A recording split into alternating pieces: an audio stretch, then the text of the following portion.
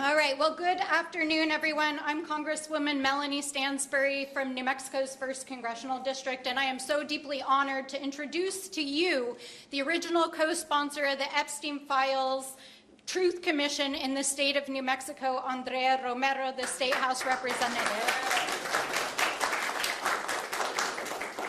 I want to share a few thoughts today as we prepare to enter the chamber tonight to face Donald Trump and to demand justice for not only the survivors standing behind us, but all survivors who have been failed by the U.S. Department of Justice in prosecuting crimes against children and women and boys and people who have been exploited for decades.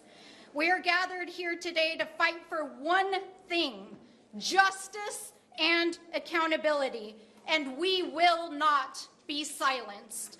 We will not move on.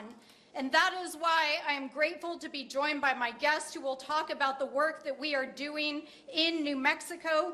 But tonight matters more than ever because survivors deserve to be seen, they deserve to be heard, and their presence matters more than ever as the world's eyes are upon us.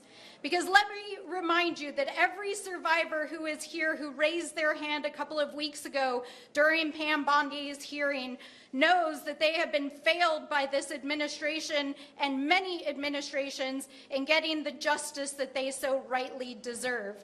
We refuse to let the powerful hide behind money, power, and influence. And we refuse to remain silent about Donald Trump's hiding about the truth of his own individual investigation. These are the files that the FBI has removed from their public Department of Justice database. The yellow files here are the files that President Trump is hiding. The yellow files here are investigations with a woman who was abused as a minor and who alleged that Donald Trump was her abuser. These are the files that they are hiding, among many millions of more. But I want to just close things out by sharing with you the words of perhaps one of the most important people who cannot be here today, and that is Virginia Giuffre. So let me read you just the closing passage from her book.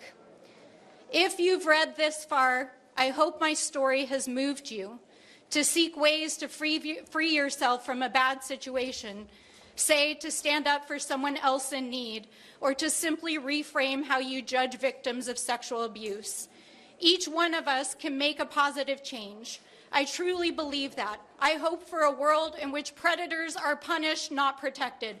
Victims are treated with compassion, not shamed. And powerful people face the same consequences as anyone else. I yearn, too, for a world in which perpetrators face more shame than their victims do, and where anyone who's been trafficked can confront their abusers when they're ready, no matter how much time has passed. She then goes on to say, we don't live in this world yet, but tonight we're here to stand with the survivors to say that we do.